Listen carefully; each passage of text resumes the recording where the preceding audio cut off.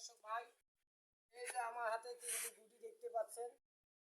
আর জাদু এমন কোনো নয়, জাদুর কোনো মন্ত্র নয়, কোনো না। দুইটা রশির ভিতরে তিনটা গুটি সুন্দরভাবে ঢুকে আছি।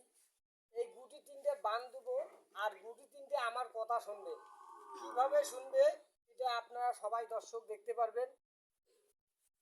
তাহলে এই যে গুটি তিনটা একত্র করিয়ে তিনটে গুটি দেখা যাচ্ছে। এই তিনটে গুটি যদি আমি এইভাবে বান দেই আর জাদু করলে গুটি তিনটে আউট হয়ে যাবে। কিভাবে আউট হবে দেখতে পারবেন। তোমার নাম কি বাবু? প্রকাশ বাবু, আসো। তোমার নাম কি? আচ্ছা, তাহলে রশিটা একটু টান করে ধরবা, আর আমি জাদু করব। জাদু করলে গুটি তিনটে আমার হাতে আসবে। অনেক অনেকই বান দিছি না এমনিতে আছে? বান দেওয়া গুটি টানলে কি বাইর হবে? গুটি ধানের ভিতরে আছে। আচ্ছা, আমি যদি জাদু করি গুটি তিনটে যদি বাইরে হয় তাহলে জাদু হইলো না? এখানে কোনো মন্ত্র নাই, শুধু দুই হাতের ক্যাপাসিটি। কিভাবে গুটি তিনটে বাইরে হয় আমার হাতের ভিতরে লক্ষ্য করবেন। একটা তালি হবে। তাহলে দেখা যাক।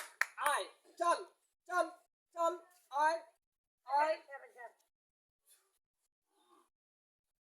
চল আয়।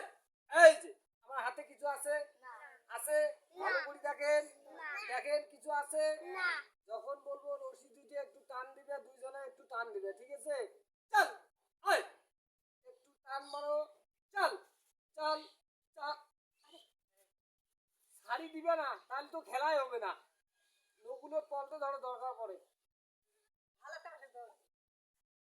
কত একেবারে টান করি। হ্যাঁ, চল চল চল চল।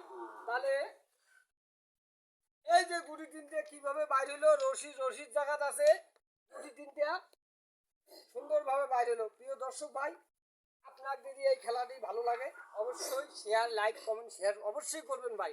আরও আপনাদেরকে ভালো ভালো বিনোদন দেওয়ার জন্য চেষ্টা করব আমি।